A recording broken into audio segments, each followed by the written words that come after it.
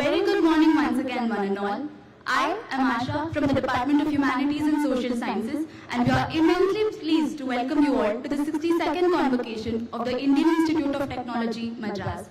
We are honored to have with us distinguished dignitaries, respected faculty, proud families, and of course the graduating batch whose achievements we are here to celebrate today. Let us now begin the day's proceedings with an invocation, Tamil Thai Vartha, followed by Vande Mataram. I request you all to please rise up for the same.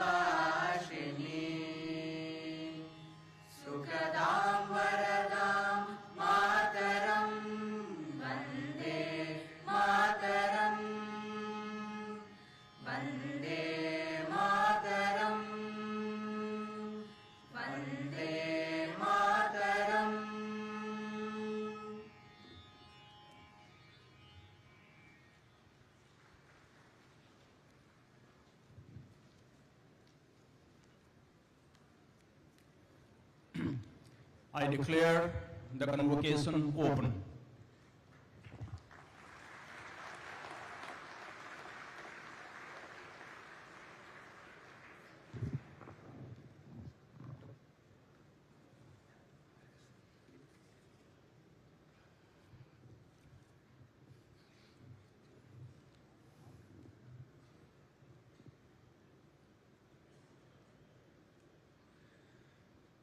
Chief Guest, Honorable Shri AJIT DOVAL Ji, Kirti Chakra, National Security Advisor.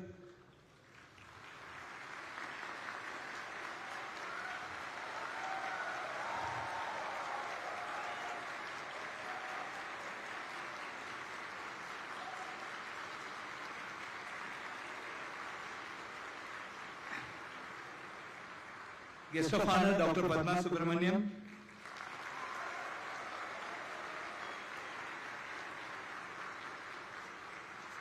Chairman Board of Governors, Dr. Pawan Goenka,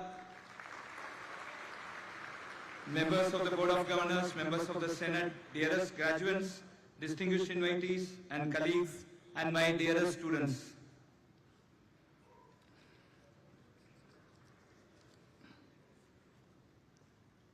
Friends, please join me in welcoming our distinguished chief guest, Shri DOVAL Ji.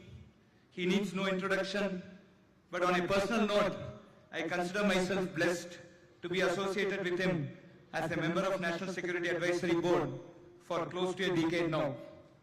He has been my guru, my mentor, my friend, philosopher and guide. He has taught and continued to teach me from as big as what is patriotism, what it means to really serve Bharat, all the way down to how to make a proposal and how to present one. Many lessons he has taught me. I find it appropriate to mention a few of them here. To mention a few, lesson number 1, while writing a proposal, you must understand what the end user wants rather than what you know.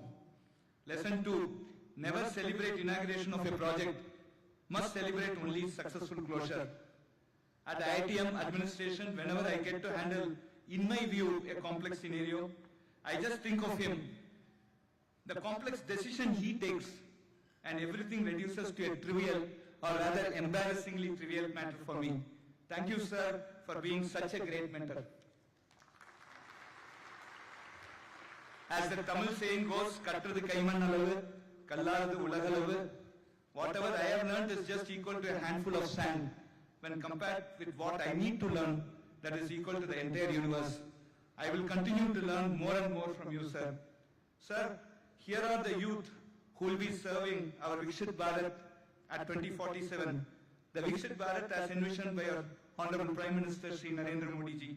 I have no doubt that your address today will remain in their heart and guide them in the remarkable journey through the Amrit Kal of Bharat.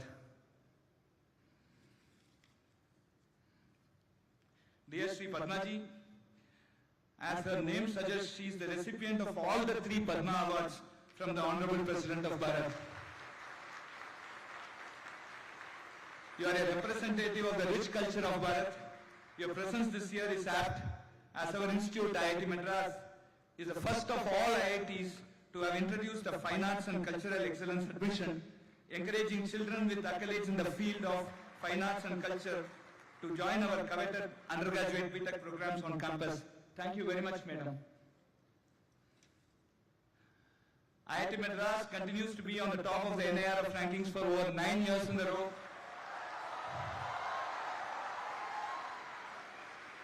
We have jumped by 47 ranks to enter the top 200 for the first time in QS World Rankings. The current year, IIT Madras was awarded several other awards, the CAA Awards and CNBC TV 18 Awards to name a few. In this convocation, 3,227 students are receiving the degree. Jai Anusandhan, the dream of our Honorable Prime Minister. For the first time in the history of IIT Madras, we have crossed 500 students being awarded the PhD degree. Congratulations to all the research scholars and their guides.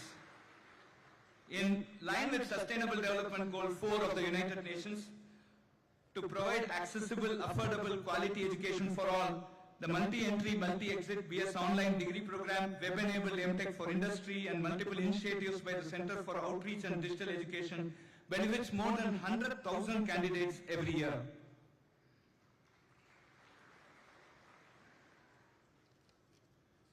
We have been involved in several other initiatives for students from towns and villages, including out-of-the-box thinking, finishing school to enhance employability, School Connect program for class 10 to 12 students, STEM program for training government school children of our Tamil Nadu state government in electronics.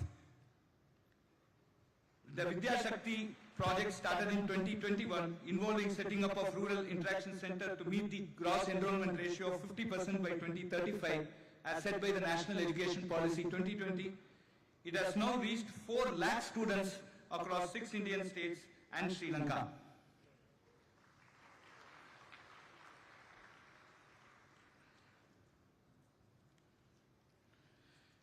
The first international campus of IIT Madras at Zanzibar, Tanzania is entering her 3rd year with multiple courses being offered and increased collaboration with industry. The ATL Africa Fellowship deserves a special mention here. IITM Global, a unique exploratory initiative of IIT Madras, aspires to position IIT Madras as the world's first multinational university, offering a platform for startups, innovation, research and international academic and skilling programs. In this financial year, we plan to establish our presence in UAE, USA, Malaysia, Indonesia and Germany.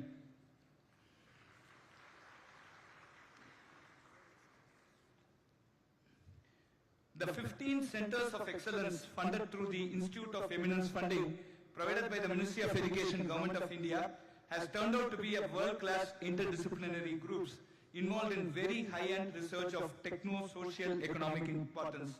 A prime reason for us to leap into the top 200 band in the world rankings.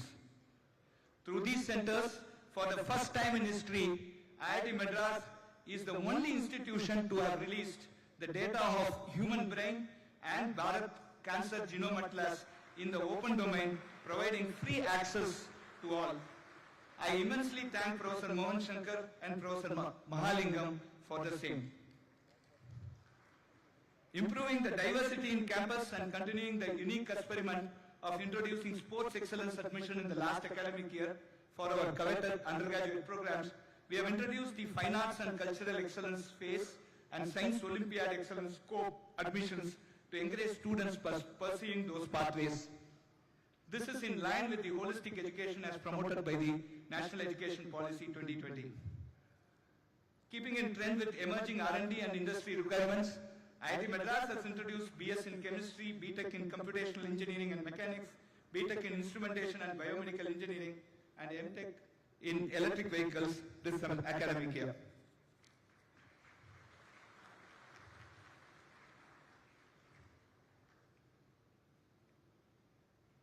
Not moving. We continue to coordinate the SWAYAM and SWAYAM Plus platforms funded by the Ministry of Education, Government of India, reaching millions of students who credit these courses in their academic bank of credit and transfer them into their respective degree programs they are pursuing. Viksit Bharat at 2047 will be a product nation and a startup nation, and IIT Madras is gearing up for this. 457 startups incubated so far, valued over 50,000 crores. Aether Energy, the first to go IPO.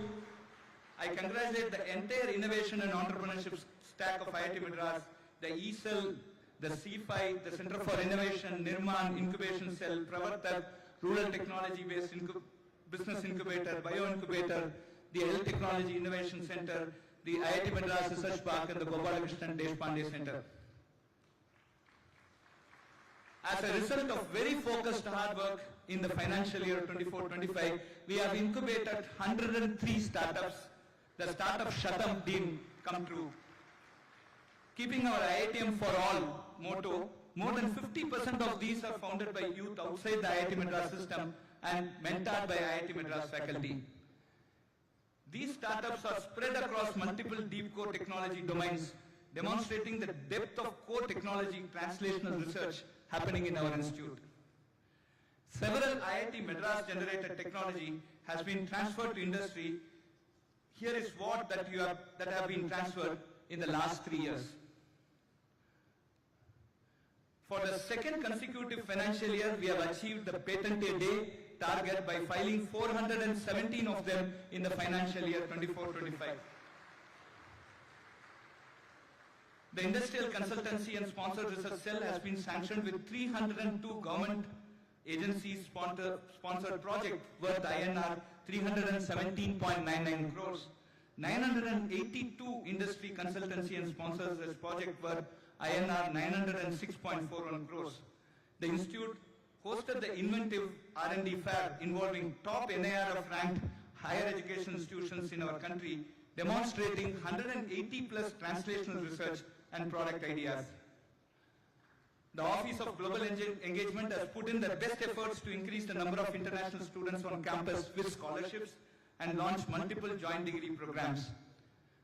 The mobility programs, both inbound and outbound, have seen very steep increase, highlighting our growing international collaboration. The International Immersion Experience Program has enabled several PhD students to understand and experience the state-of-art research happening globally, thus helping them define the research path with more novelty and relevance.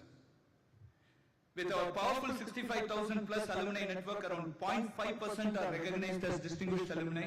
I congratulate the 10 distinguished alumni awardees this year and also the 2 distinguished alumni in the making, the Young Alumni Achiever Awards. Hope to see many of you in this list. Please join me in congratulating Dr. Pavan Goenka, Chairman of our Board of Governors, for the Padma Shri Award for his yeoman's service to technology and nation. Dr. Sethunaman Panchanathan, former Chief of the National Science Foundation, United States of America, and our distinguished alumnus, was also conferred the Padma Shri. 7 of our faculty became fellows of different Indian academies. Professor Bhaskar, Suresh Garimala, and Dr. Somnath became fellows of the National Academy of Engineering, USA. Professor Prabhu Rajagopal and Professor Radhakrishna Kanti were awarded the coveted Shanti Swarup Bhatnagar Award. Dr. Surendra Singh was awarded the INAE Young Associate Award. On the sports front, the IIT Madras women's team won the Women's General Championship for the second consecutive year in 57th Inter-IIT Sports Meet. IIT Madras secured overall General Championship runner-up. As a special mention, Alfan Kristen won the beach volleyball gold in Khelo India event and will be representing Bharat in international events. I am very excited to note that it is no more just placement and jobs. It is increasingly more about entrepreneurship and civil services as a career for our students, to an extent that we have renamed our placement cell as Career Pathway Center. More than 200 students participated in a session on demystifying UPSC for Bharat's brightest minds. I am very confident that we will have several of our IITM alumnus in key civil services serving the Vikshit Bharat at 2047. On the infrastructure side, the construction of new academic complex, the state-of-art Sitara indoor sports complex, the administrative and hostel block at our Discovery campus at Tayyur, the renovated Institute Hospital, and the IIT Madras Mastro Ilayaraja Center for Music Learning and Research are either completed or launched during the current financial year. Auroville Foundation and IIT Madras have signed a MOU to set up the Auroville IIT Madras Sustainability Campus in a 100-acre plot at Auroville. The campus will house projects related to the 17 Sustainable Development Goals of the United Nations and the state-of-the-art sustainability incubator. The Hyundai Innovation Center for Green Hydrogen, a support for Bharat's decarbonization and net zero targets of 2070, was launched at our Discovery campus at Tayyur. A 65,000 square feet facility will be constructed through the generous CSR support of rupees 180 crores by Hyundai. To support the IITM incubated startups, we plan to launch a special VC fund of rupees 200 crores in the coming financial year. After successfully demonstrating patented 100 startups a year, Startup Shatam, I have no doubt that by 2032, we will have one IPO every month. All these are preparations for the target.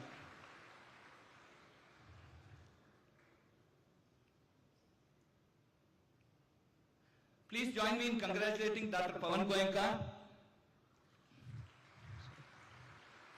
For one more reason, he is the longest serving chairman of Board of Governors of IIT Madras.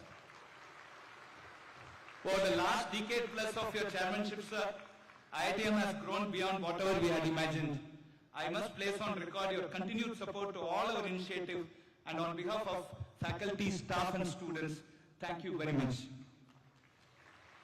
I also thank the Board of Governors of IIT Madras, Ministry of Education, Government of India, Government of Tamil Nadu, CSR partners, alumni, industry partners and funding agencies for their support. We are here because of you. Jai Hind.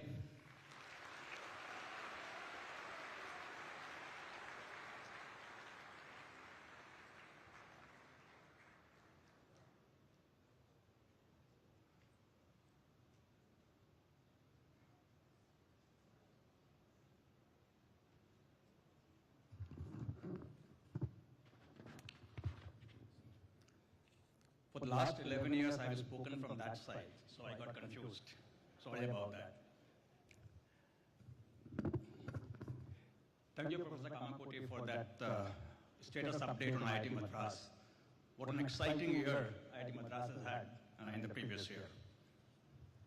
A chief guest, Sri AJIT DOVAL, a guest of honor, Dr. Padma SUBRAHMANYAM, esteemed members of Board of Governors, Professor V. Kamakoti, distinguished faculty, proud parents, and dear graduating students. Good morning to you all. It is my honor and privilege to address you at this momentous occasion of the 62nd Convocation Ceremony of IIT Madras. On behalf of the Board of Governors, I warmly welcome Sri AJIT DOVAL, the National Security Advisor of India. The applaud that you gave when his name was taken by the director shows that he needs no introduction. I've had privilege, not as long as Professor Kamakoti, but for the last 3 years of working with him in my current capacity as chairman in his space. What I can say, he is an unassuming person, but always on top of any issue that we are discussing. Just coincidentally, when I was coming in here last night in the flight, I saw a small article on him, a very interesting article, that described him as a person who is very analytical, very pragmatic, not emotional, but sensitive, a hardcore Indian by heart, mind, and soul. I couldn't agree more.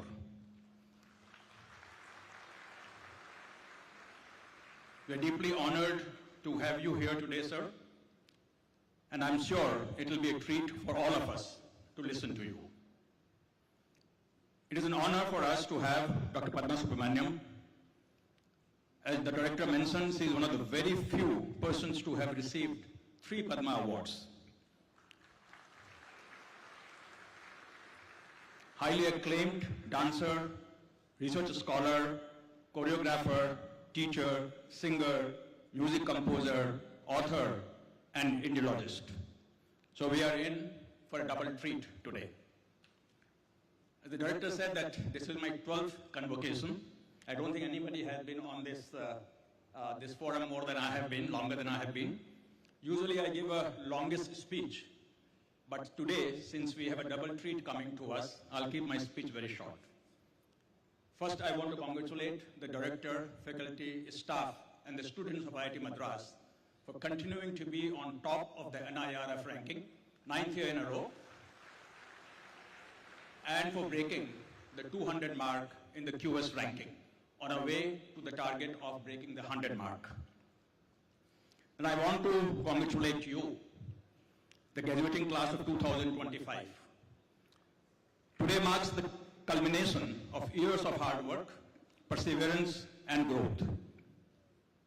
I share in your joy and pride, as sometimes, long time ago, 50 years ago, I was where you are, though from a different IIT. On the brink of a journey filled with uncertainty, but promise. I feel both nostalgic and excited. Today I want to speak to you as a fellow engineer, one who has walked a long road, sometimes confidently, sometimes unsure, but always willing to learn and improve. I'd like to share a few life lessons that have stayed with me. These may not be in any textbooks, but they have been powerful signposts in my own journey. First, I believe you must follow your heart. Let me begin with a story, one that shaped the trajectory of my life. In the early 90s, I, along with my family, were well settled in the USA, working in the auto industry. Life was comfortable. We left behind certainty, comfort, and a familiar system to return to an India where building a global product from scratch was still a dream. No spreadsheet would have justified the decision. No logic would have said that's the right decision. But a heart said, yes, let's do it. So we did. And that move of heart put me at the center of the Scorpio development that changed the automotive engineering in India, only because I listened to my heart.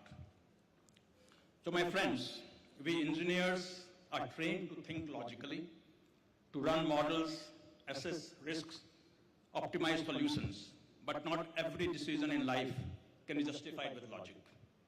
If there is one thing I have learned, it's that when your heart says something, don't ignore it, because often, not always, but often, your heart sees something that your head does not. Lesson number 2, you're never too old to start learning. Let me fast forward to 2022, when I was offered the current role as chairman of InSpace. I had spent decades in automotive industry, but when the opportunity came to help shape India's private space ecosystem, I said yes. Not because I was ready for it, not because I was confident that I can do it, but because I believed in what impact it could have. At the age of 67, I was back in learning mode, studying orbital mechanics, reviewing launch architecture, engaging with young founders, younger than my kids, and in them, just like in you, I see what India was becoming: bold, brilliant, and hungry to lead. And you know what? I loved it. I rediscovered the joy of learning, of not knowing and slowly figuring it out. These 3.5 years have been amongst the most enjoyable and fulfilling part of my 45-year career. So never stop learning. We often think of education as something that happens in our 20s. But in truth, the most interesting lives are those where you stay a student always.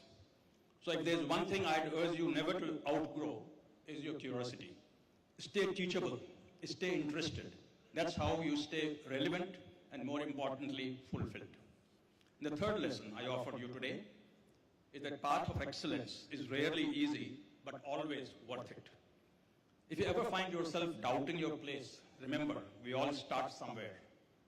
What matters is whether you keep going. Today I see in you the same spark, the capacity to adopt, the resilience to overcome, and the brilliance to create. And that brings me to the larger story, the story of India in 2047, as Professor Kamakoti talked about.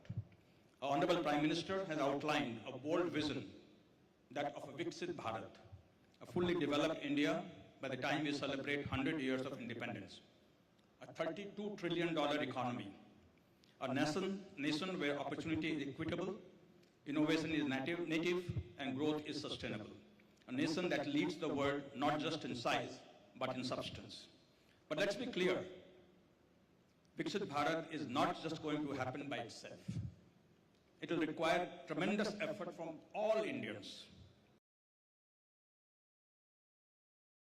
Generational responsibility, and it belongs to you, the class of 2025.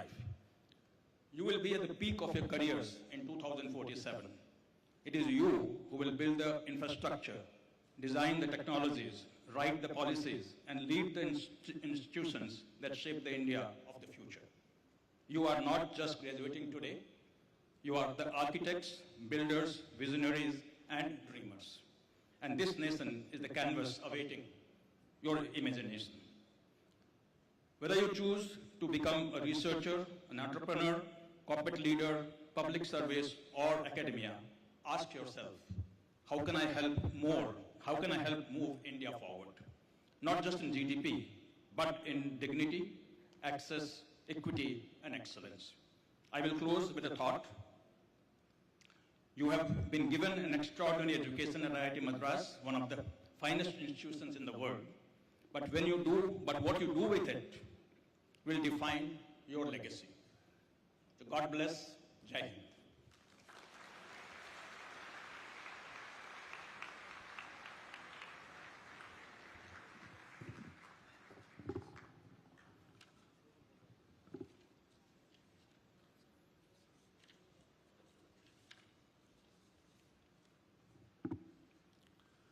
Good morning, everyone.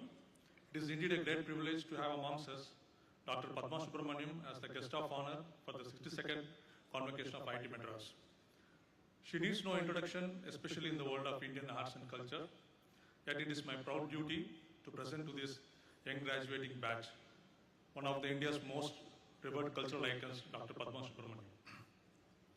A legendary Bharatanatyam exponent and scholar, she has dedicated her life to preserving and promoting India's rich artistic and spiritual heritage, and her legacy will continue to inspire generations.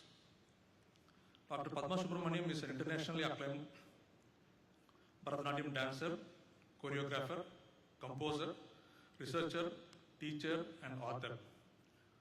Much like the multidisciplinary spirit of IIT Madras, she seamlessly blends art, scholarship, and innovation.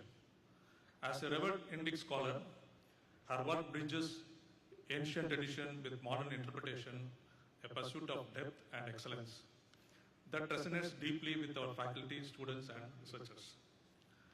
At present, she serves as the president of Nityodaya, a cultural institution founded by her father in 1942. She is also the founder and managing trustee of the Bharat Ilango Foundation of Asian Culture and a trustee of the Indira Gandhi National Center for the Arts, New Delhi. Dr. Padma Subramaniam is a true innovator in Indian classical dance. Through her pioneering research, she revived the ancient Marga tradition and created BHARATANATYAM, an original dance from that seamlessly blends tradition and innovation. Reflecting the same creative spirit, we endeavor to nurture in young students at IIT Madras. Her unwavering devotion to Bharatiya Samskriti, inspired by the blessings of Kanchi Paramacharya, His Holiness Sri Chandrasekharendra Saraswati Swamigal, has shaped our life's mission.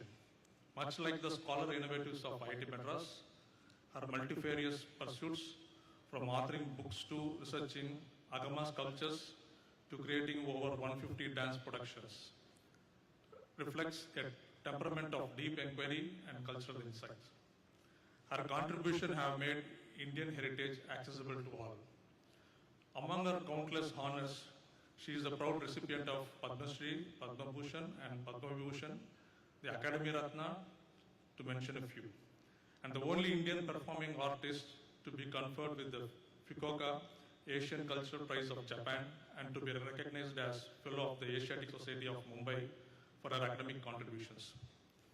I also take this opportunity to share with you all that our guest of honor wrote a letter in 2021 to our Honorable Prime Minister of India, Sri Narendra Modi ji, highlighting the historic role of Sengol during India's independence, which eventually led to its installation in the new parliament. It's a proud moment for India and especially for Tamil Nadu.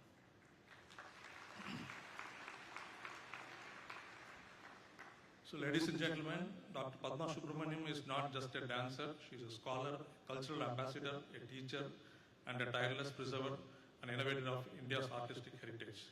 Please join me in welcoming this legendary figure, Dr. Padma Subramaniam, to the 62nd Convocation of IIT Madras. Thank you.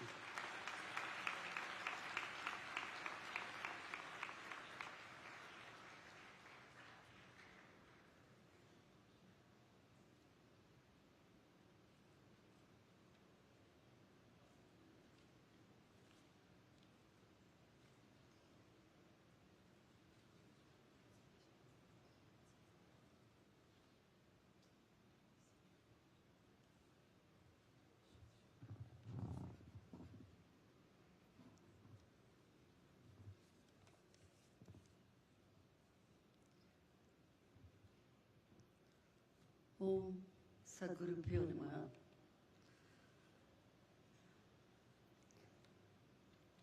My salutations to this temple of learning, IIT Madras.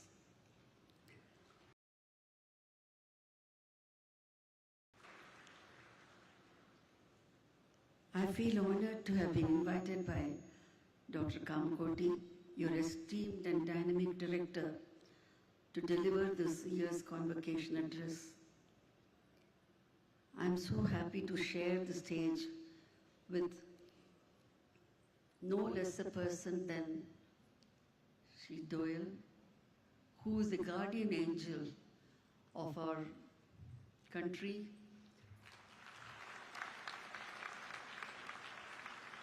And on behalf of all of us, I congratulate him for the success of Operation Sindoor.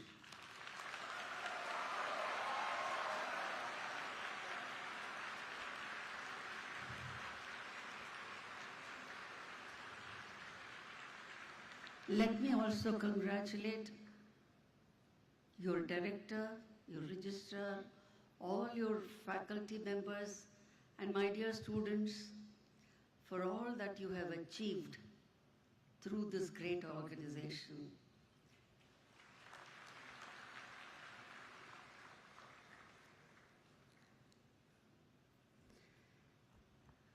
I'm told that I am the second lady to have been given this task of giving the convocation address.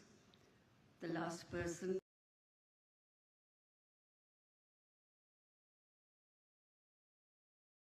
I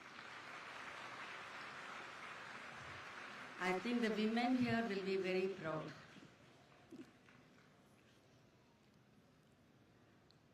I also deem it as a recognition for art that science and technology confers.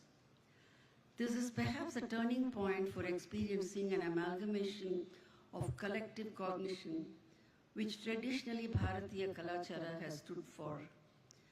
My convocation address is on a panoramic view of Bharatiya culture.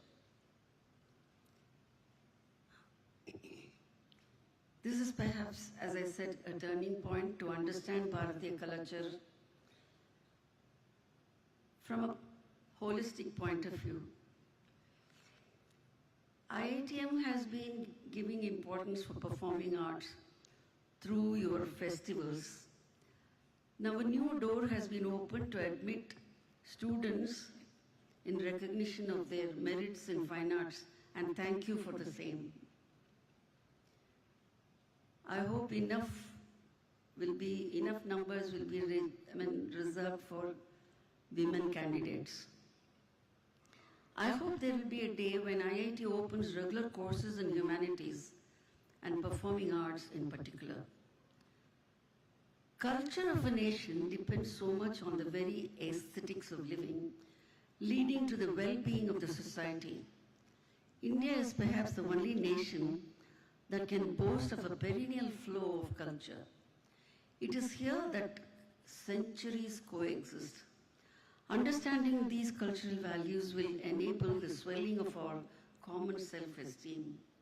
Swami Vivekananda played a significant role in reviving yoga, both as a physical and a spiritual discipline. Thanks to our Honorable Prime Minister, Shri Narendra Modi ji, for making yoga global and thus helping refinement in humanity. Swami Vivekananda believed that India had a rich cultural heritage encompassing literature, art, music, and philosophy, which needs to be revitalized. It is a matter of pride that UNESCO has recently recognized 2 of our ancient texts and included them in the World Memory Register. They are Bhagavad Gita and Bharata Muni's Natya Shastra.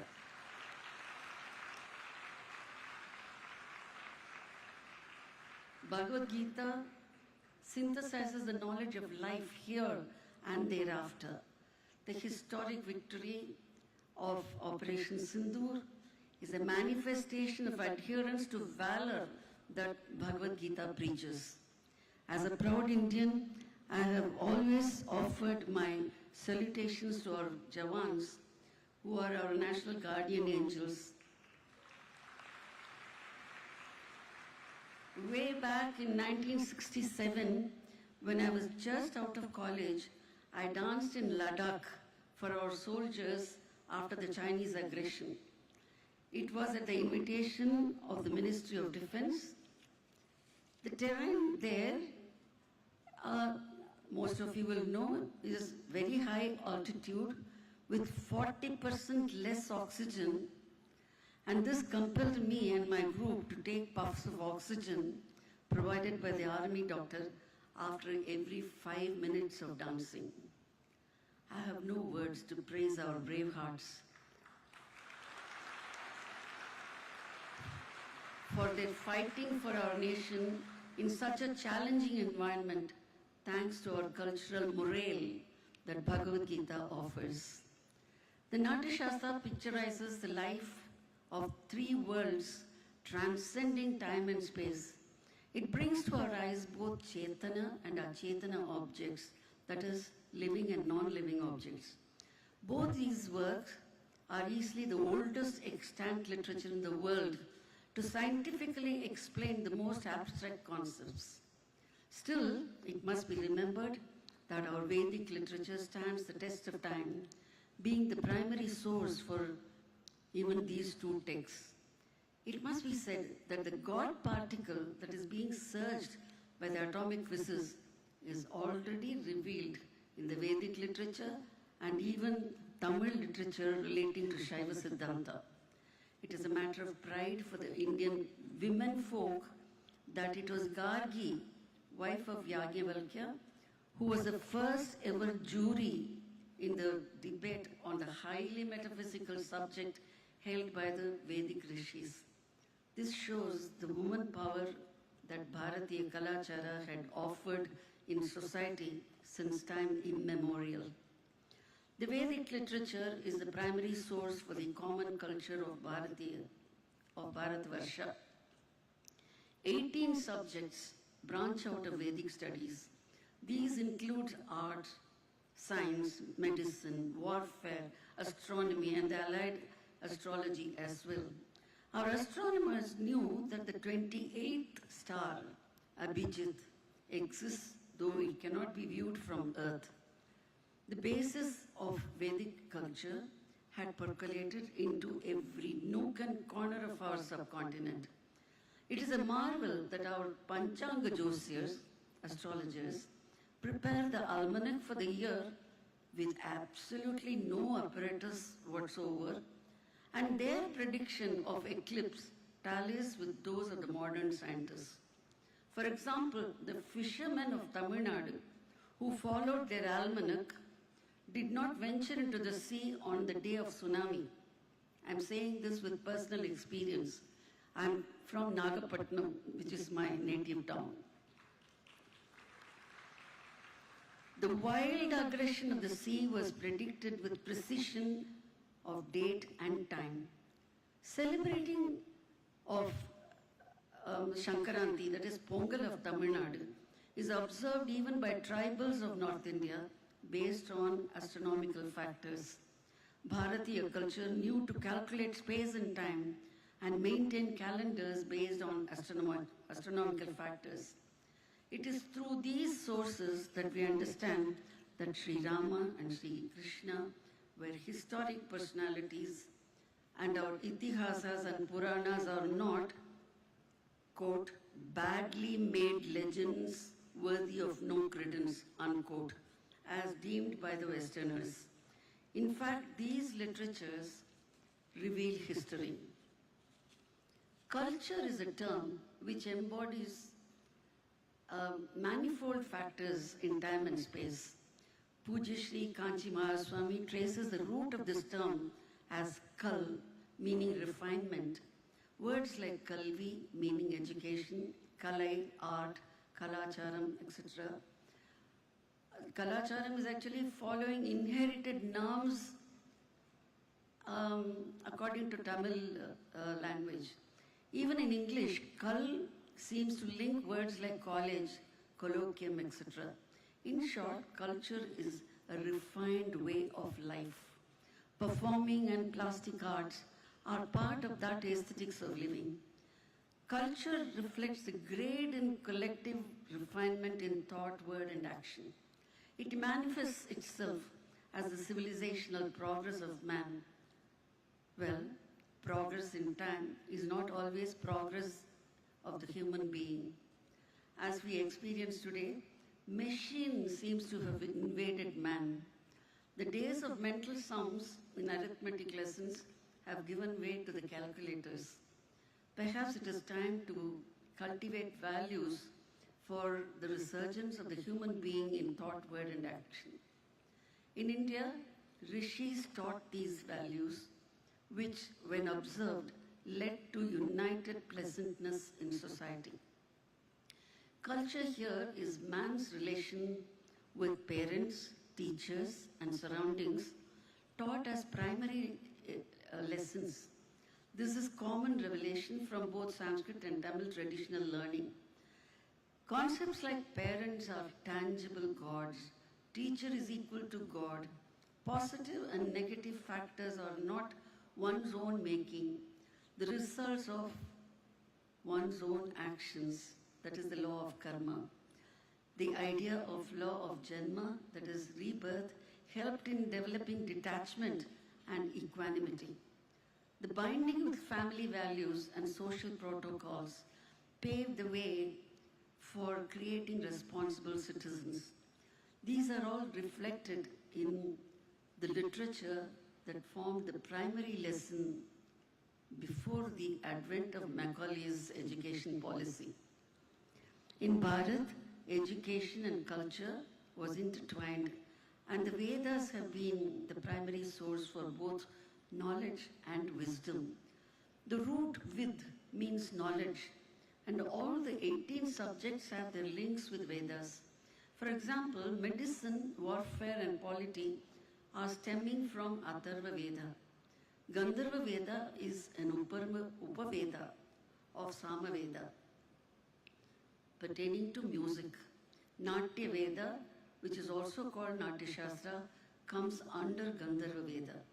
The term Shastra implies science, and hence Natya Shastra is the text relating to the science of the art of drama. The same work is referred to as Natya Veda, since it promotes wisdom, which is above knowledge. Natya Shastra had been the common text for theatre art throughout the Indian subcontinent and many parts of Asia. It seems to have sailed across the Indian Ocean along with Ramayana several centuries ago. Adherence to this text in Southeast Asia is evidenced from both temple sculptures and contemporary traditions there. In fact, the masks of Hindu Trinity, Brahma, Vishnu and Shiva, along with that of Bharata Muni, is worshipped in every auditorium and schools of performing arts in countries like Thailand and Cambodia. Taking inspiration from these, I designed a Bharata Muni idol for his memorial, which is placed in Bharata Ilango Foundation for Asian Culture, which is a pan-Asian research center for performing arts. This idol was copied for a replica, which is now adorning the threshold of Indira Gandhi National Center for Arts, New Delhi. What is special about Bharatiya Natya Shastra to be revered world over? I will try to justify in a capsule form.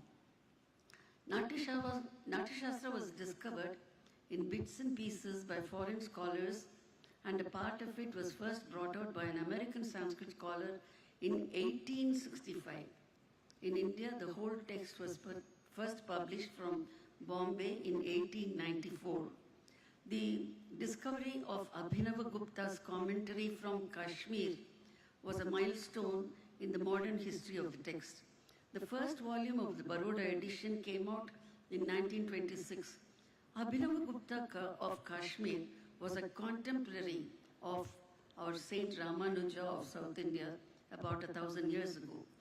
I had started my research on the 4th chapter of Natya Shastra way back in 1962, relating to the 108 dance movements called Karanas, which had actually been obsolete for over 5 centuries.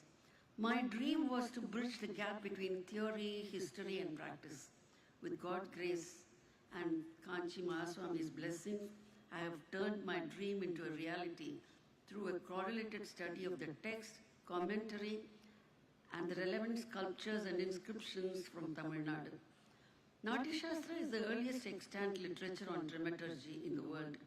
As in the case of several other texts, including the Vedas, the antiquity of this text had been purposely or otherwise diminished. In my humble research, I have proved that it is as old as our epic Ramayana. The work is in 36 chapters, strangely coinciding with 36 tattvas of Kashmiri Shaivism. It has been the common grammar for performing arts throughout the subcontinent and even more. Natya is defined as a representation of all the 7 continents in the world, and more particularly meant for Jambu Dvipa. Puranic geography reveals Jambu Dvipa as the landmass of Eurasia. That indicates the civilizational unity causing common cultural foundation. With this study as background, we can recognize the awe-inspiring inclusivity that the basic text on dramaturgy offers from Bharat. The Natya Shastra offers scope for multi-dimensional research in both arts and science. I think this is what I would love IIT to take cognizance of. The chapter on design for an auditorium needs to be studied by students of architecture. 9 kinds of auditorium are given with details of dimension. The terms used for measurements are same as that used for Shilpa Shastra. This chapter is to be studied by both architects and sculptors who deal with Agama Shastras, which give the science of temple architecture. The consecration of place of performance includes a host of Vedic gods. One interesting feature is the description of the installation and worship of 4 main pillars representing 4 varnas. It shows how Natya is common for all varnas. We get information for the history of sociology from Natya Shastra. The astrological details with regard to the building will be of interest to the relevant scholars. The mantras given for the worship of different deities will be useful for researching from Vedic and Agamic points of view. The chapters on music throw light on the history of Indian music and also justifies my taking Natya Shastra to the period of Ramayana. Following Natya Shastra came to be referred to as Marga, that is pathway, in our cultural history. Deshi was the term given to the regional adherents. The sculptures in our temples also follow Natya Shastra for postures. The famous Ananda Tandava figure of Nataraja is the 24th Karana movement described in the Natya Shastra. 108 movements described in the 4th chapter are frozen as sculptures and are seen scattered all over India and Southeast Asia. However, all 108 are found in serial order in a few temples in Tamil Nadu. All our neo-classical forms of dance like Bharatanatyam, Kathak, Odissi and so on are all deshis of the respective regions. A little over 1,000 years ago, when Rajaraja Chola was creating the Karana sculptures at Brihadishwara temple in Tanjavur in Tamil Nadu, simultaneously Abhinav Gupta was writing the commentary for the text in Kashmir. If the culture of our country was not under one umbrella, how can this be explained? Bharata speaks of several groups of people from Himalayas down south and suggests specific styles in production of plays to suit their respective tastes. It must be mentioned here that there is no reference to Arya and Dravida as 2 races in this text.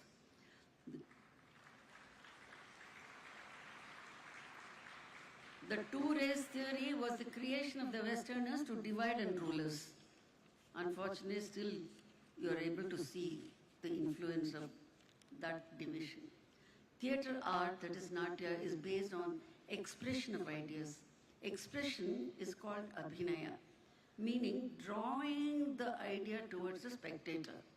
Natya Shastra is also in sutra form, that is expressed as a formula.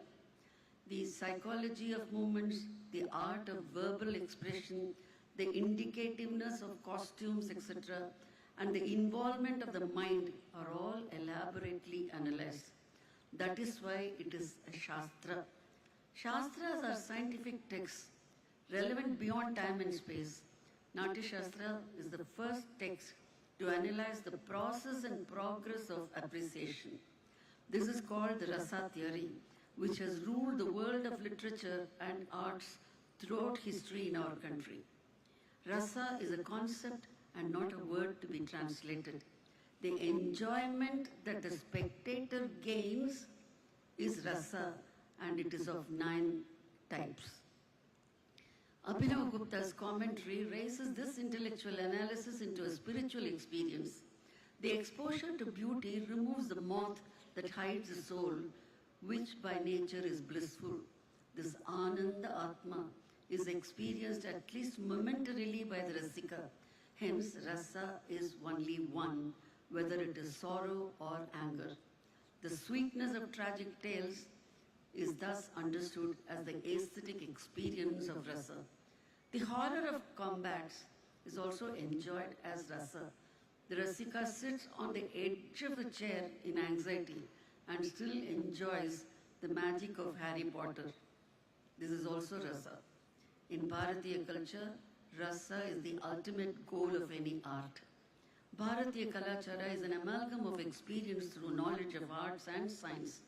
It is a holistic approach to life through all branches of knowledge. Looking at the icon of Nataraja means many things to many. For the carpenter or the metallurgist, it is the analysis of the matter. For the practicing dancer, it is frozen dynamics. For the sculptor and the critic, it is a beautiful piece of art.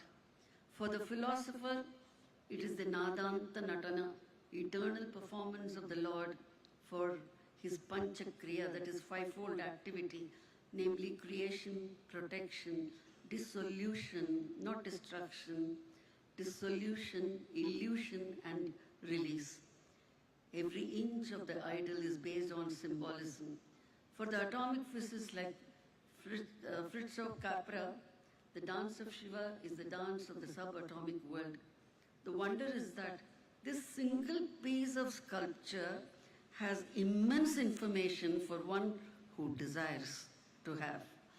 This fusion of science, technology, and metaphysics is magnificently placed in front of sun, where God particle is being searched. This is the dichotomy in the field of research. It only proves that more interdisciplinary work is the need of the day. Only IIT Madras can foster that. Thank you so much.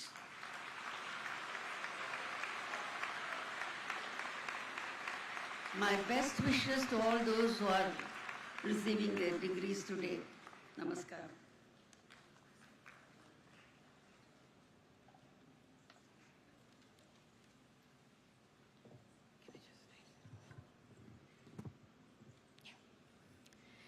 It is with immense pleasure and gratitude that I stand before you all today to express our heartfelt thanks to our much celebrated and esteemed guest of honor, Dr. Padma Subramaniam. Madam, your presence here today has truly elevated the convocation to a remarkable level. IIT Madras is deeply honored to have had the privilege of listening to your insightful words and witnessing your inspiring presence in the convocation. On this occasion, it is fitting that Madam Padma Subramaniam is present when IITM admits the first batch of students under the program FACE, Fine Arts and Culture Excellence. The 6 students to whom you will be giving the seat allotment letter will never forget this auspicious and momentous occasion in their lives. On behalf of IIT Madras, I extend our deepest appreciation and thanks to you, Madam, for being with us when we mark this cultural and important milestone and for making this event a memorable and prestigious occasion for all the graduates as well as the new entrants. Thank you.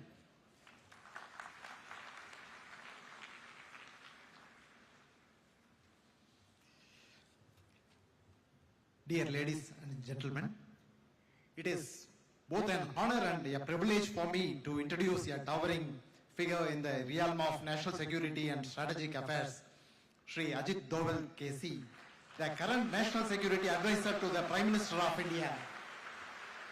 Born in Garhwal, Uttarakhand in 1945, Shri DOVAL's journey from Himalayan foothills to the heart of India's security establishment is one marked by extraordinary service, intellectual depth, and an unyielding commitment to the nation.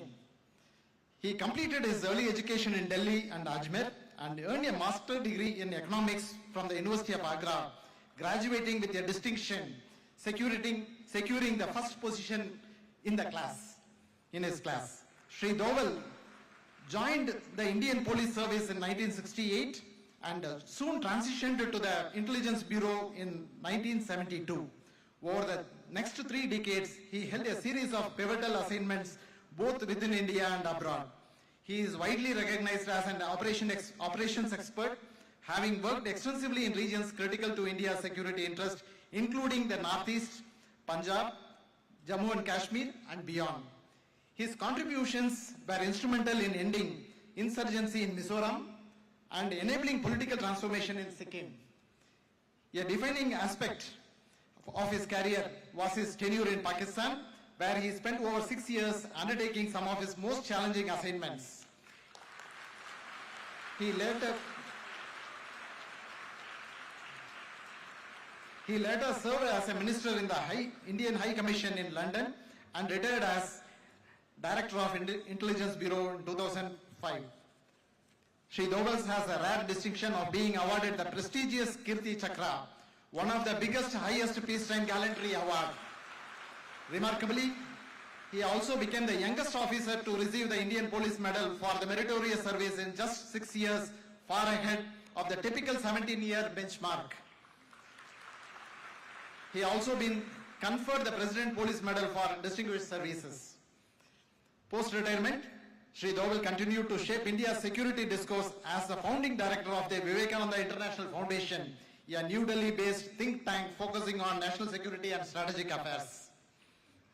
Since May 30, 2014, he has served as a National Security Advisor to the Prime Minister of India, a role in which he has been at the forefront of several transformative national security and foreign policy initiatives. Dear all, with great pride and privilege, please join me in welcoming a statesman, a strategist, and a sentinel of national interest, Shri AJIT DOVAL, to the 62nd Convocation of IIT Madras. Thank you.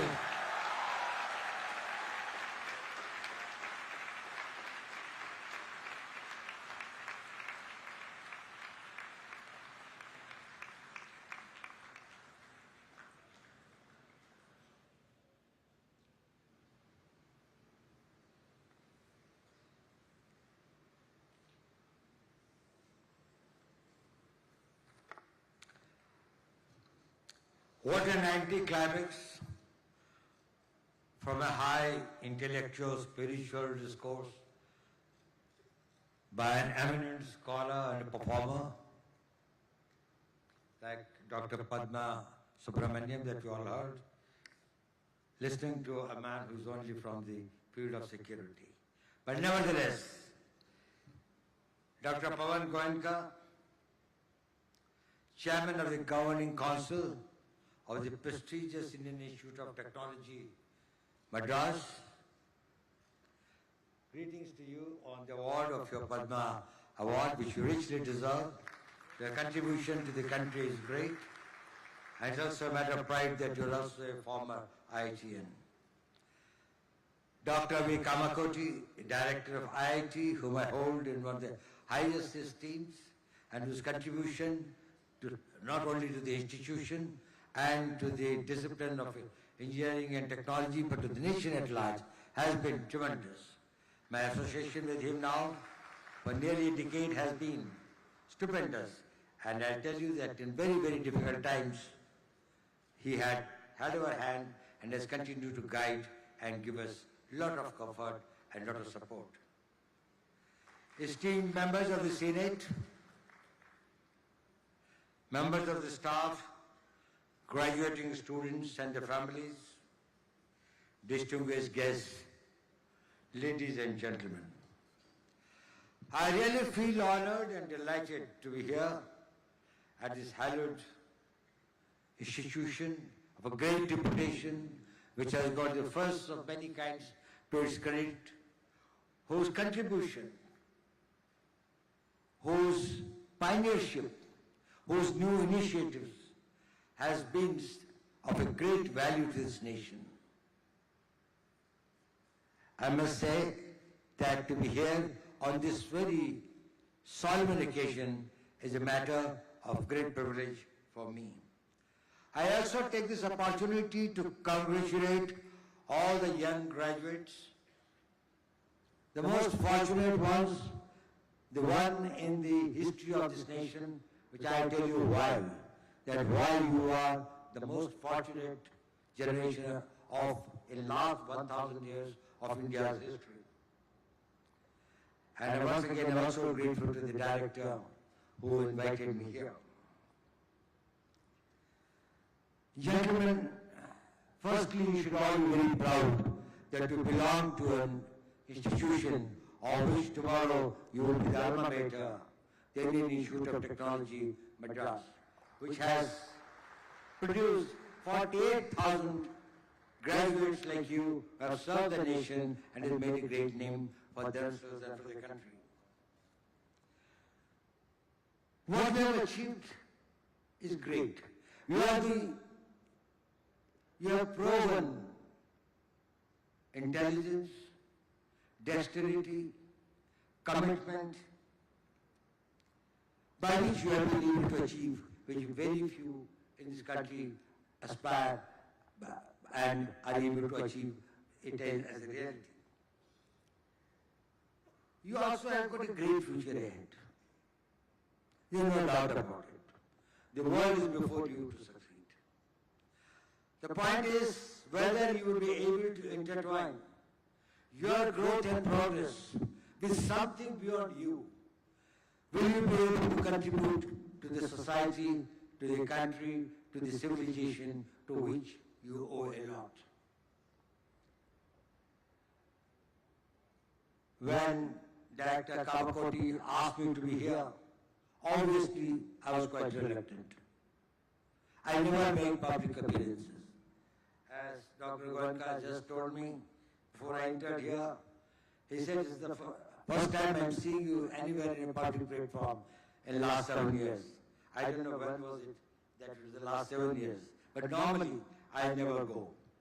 But firstly, my respect for Professor Kavakoti is one thing.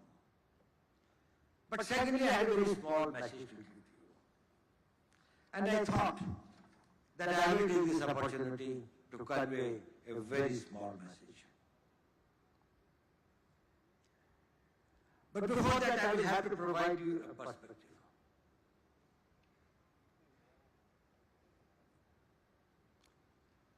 You belong to a country, to a civilization which has been beleaguered, bled, dishonored, this thing for 1,000 years. We have suffered a lot. Our ancestors have suffered. Our pitras, as we call them, I do not know how much of the humiliation, deprivations, hardships they have undergone to keep the civilization alive, to keep this notion of the nation alive. Nation is different from a state. India as a nation has existed for millenniums. It may be a new state.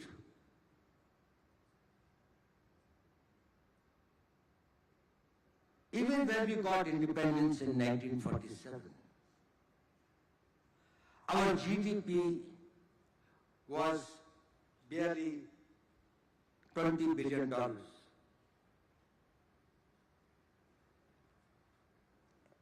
Less than 1.9% of what it is today. We had 80% population below the poverty line. And do you know, just a few years, but 2-3 years before the independence came, we suffered a famine in Bengal. It's a pity that nobody talks about it in India today. Do you know, as per the British records, how many people died in that starvation death, due to starvation death? There are 6,060,000 people died. And there was nothing, there was a talk about it in the slave nation that showed that the country's spirit had been enslaved to that extent that it became an argument. Today, if there are 5 such deaths, the whole country will rise. The youth will say, you will find governments will fall. That's due to starvation because you could not eat. And therefore 1.60 lakh people died as per the reports. That is the thing that we came, and as Dr. Goenka said, we will be completing 100 years of our independence 22 years from now. You will be at the prime of your careers. You will be in your mid-40s or late 40s.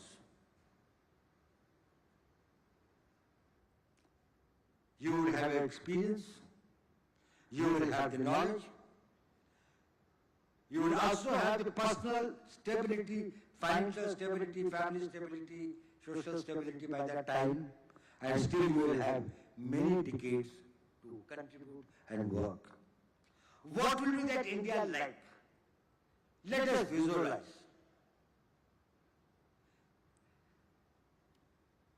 Dr. Goenka said we'll have a GDP of 32, we'll have 32 trillion as against probably 4.1 today. About 8 times of the present one. Our per capita income will be about $22,000 per head, per person, from 2,500 now. We will have working population of 1.1 billion people, highest in the world, which will be better educated, which will be highly skilled, which will be globally interconnected, and will also have the largest technical pool. In contrast, China will have a squeezed 700 billion at 23% less than what it is today. We will have the world's largest military force. At present, 1.9% of GDP of 4.1 trillion, we have got a budget of $77 billion. It's a 32 trillion economy, and even if we spend only a substantially low percentage of 1.9% of our GDP, we will have a defense budget of 700 crores. We will be world's one of the biggest global markets because we will have a burgeoning middle class. And as having a unique geopolitical situation, demography, soft power, international connectivity, and the civilizational strength and the spiritual strength that Dr. Padma Subramaniam just told us and enlightened us about. You will be a tremendous power. Do you think so? Well, I think so. But there is an X factor. And that X factor is going to make a difference, and I have come to tell you only about that. Whether it is in defense, whether it is in manufacturing, whether it is in our socio-economic development, whether it is in any field, there is one factor that is going to make a difference, and that is you. Both as individually and collectively. Next 22 years, what you do and what you contribute, with what mindset and with what passion you live the life, that will determine what will happen to this nation. This is technology. If we have the technology, if we can surpass the technology, if we can meet the challenge of technology, if we have the technology warriors, we will be able to achieve not this, but much beyond it. But if you fail here, you miss it for many centuries to come. In the last 1,000 years, such a time has not come, and this is the generation who has got the time and the challenges. If you master it, countries' technological needs are going to be vast in every field, in every walk of life. We want it. But there are some critical areas. There are critical and emerging technologies that we'll have to probably look at with much greater, where we'll have to give much greater focus. It is important because our needs are multiple and diverse. But every nation has got some core needs. Our first need is survival. You can have everything in the world. That will mean nothing if you don't survive. And we are in the business of saying that even if I perish, the country survives. If you become the technology warriors, you may perish, your technology must survive, the nation may survive. The debt that we owe to our ancestors, we are able to avenge our history. Indeed, we need an ecosystem of technology, high resources, infrastructure, But what we need most are the men like you. You must have heard many stories. There was a young scientist in Cambridge, young boy. In the Second World War, do you know who changed the history of the Second World War? You know him by the name of the man who started, father of computing. His name was Alan Turing. He found he could break the Enigma machine's code. And thereafter, all the U-boats and all the communications of the German army were intercepted, and the entire shape of the battle from 1943, from the late 42, actually just started turning. He died young at the age of 44. Very few of you know that he was a spy. He was an intelligence man, working for the MI6. And he was inserted in this task of breaking the German code. But it required a person with great technical genius and he changed it. We need many Alan Turings today to guide, protect, and take this country ahead. You know, something happened in 2020. It was slightly a bad experience for us. We had a certain, this thing with some, we had a little fight. Of course, ultimately we were able to get everything, this thing. But certain decisions were taken.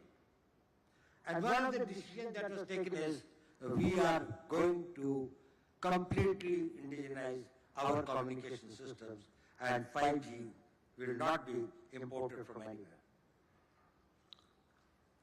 It is necessary for our data protection, it is necessary for our communications, it was necessary for many security needs.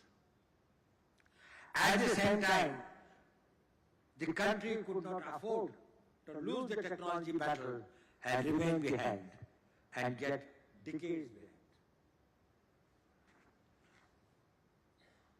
Chinese had taken over 22 years and spent about $300 billion for developing the 5G. We neither had that much of a time. I'm sorry, Chinese took about 12 years, not 22 years, 12 years. We neither had that sort of a time, nor even that sort of a money. Whom did we turn to? And that is why I said I owe a lot to Professor Kamakoti. We came and we talked with him. We wanted trusted sources. We wanted the system along with the private sector to work out. And within about 2.5 years, India was totally indigenous. And today's 5G, there's nothing foreign in that. And we owe it to your AIT. We owe it to our private sector, we owe it to others. All contributed a lot. Today, it ensures, Professor Kamakoti has put a system in place that with a screw that comes, that deals with anything which has got or which leads to the nation's security protection of the data protection or the, anything that is, it comes from a trusted source. It's either made in India or it is something which is made by somebody who is very close to India. It comes from a trusted source. That concept was the same when he said, how do we make our system totally insulated from any enemy influence and others? And we said that we will work for that. It looks small, but it is big. It is something that you have done a lot for doing that. Now I was talking about that what will be the systems that will be important for us, which will be the game changers. You all know it, but I would like to emphasize it. Artificial intelligence is one of the great game changers.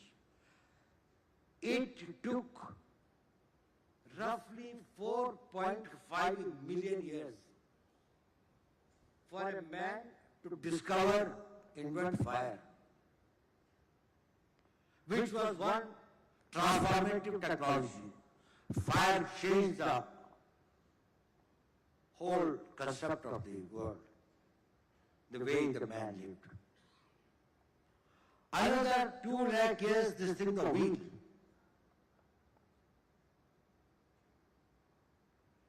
And then many such things came which we call as this thing, which take a shorter time, and others, your steam engine, printing press, computers, and others.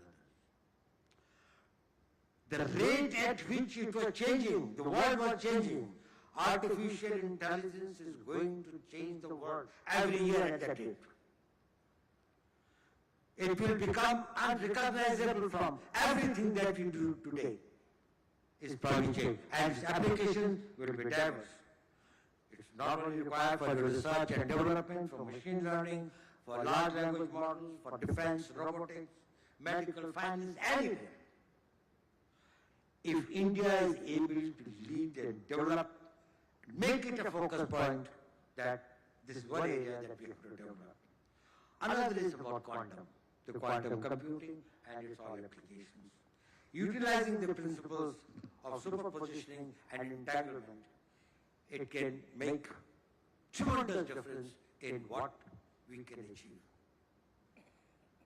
It is going to make the classical computing much less relevant. This thing of the photons and others that we are talking about, actually the theory of particles are going to undergo a whole change. The way that from distances and others probably will make this thing, the conventional thinking about this thing, that how particles will behave and this thing probably will be much more unpredictable. So in the computing, in communications, and material sciences, and drug discoveries, probably you'll find that this whole new world opens. Semiconductors, now that is the building blocks of the modern technologies. Our chips with complex electronic circuits are going to provide us a lot of these things, whether from the automobiles or from the children's toys, to the satellites, to the robotics, to anything.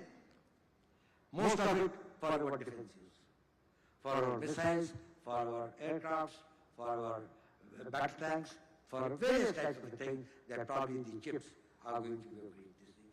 And then the space sciences, and I must compliment here Dr. Goenka, who has contributed tremendously in the last 3 years in the new whole district that's opened up for the space sector, for the private sector, and we are doing very well in that.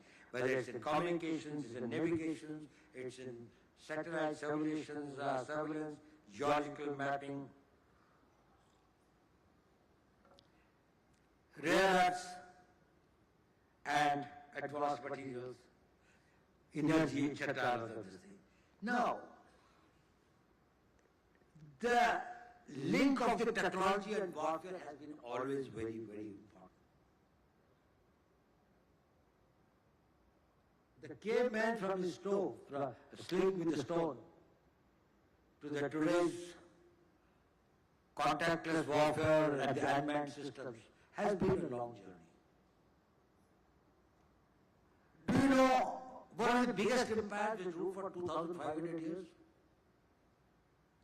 One of the most important reasons why it was defeated and was finished by the northeastern tribes of Europe, known as the Germanians, and later the Byzantines by the Turks.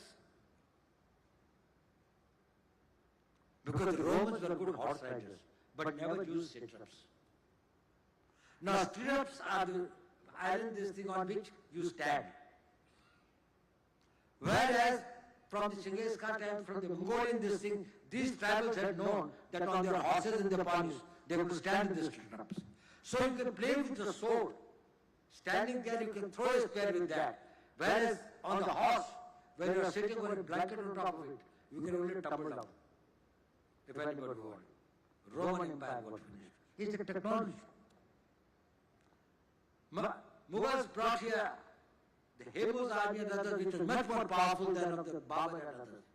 It was the bazookas, the gunpowder. The Mughals brought the gunpowder. And the Indian elephants started reversing their direction and stumbling over their own troops. It is technology. We have to develop our indigenous technology. Mention was made here of Sindhu. We are really proud of it, not for necessarily what people perceive, that how much of an indigenous content was there. We are proud of it, that some of the best systems that got, whether it was our BrahMos systems, whether it was our integrated air control and command systems, whether it was Madras, whether it was the whole list of it that was being done at the battlefield surveillance about the position of there. We decided to have 9 terrorist targets in the crisscross of Pakistan. It was not on the border area or something, which we thought were there this way. We missed none. We hit nowhere else except that. And it is also not that it was very easy. It was precise to the point where we knew who is where. Entire operation was started at 5 minutes past 1 and was over at 28 minutes past 1. 23 minutes.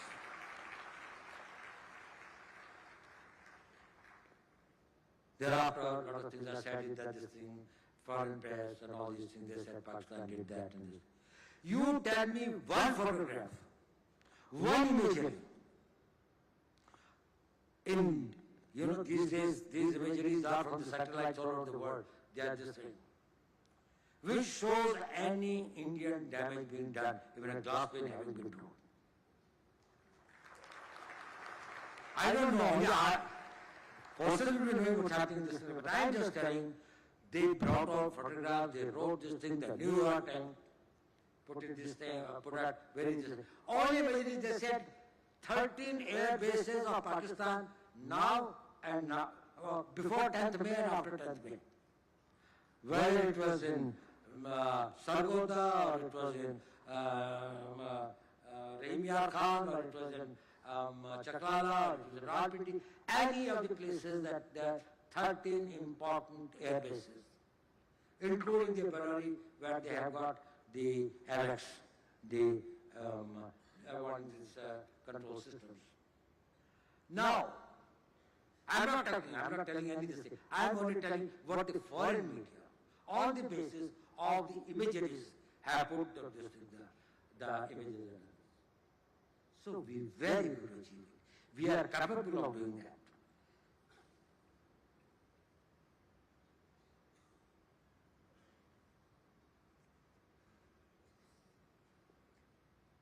So the country's challenges before the country, as I said, are very great.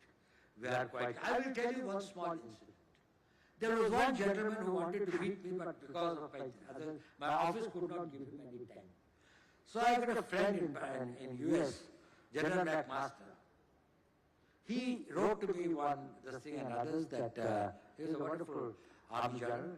He said that that person I want to send to you, you must meet him. I said, okay, send him sometime.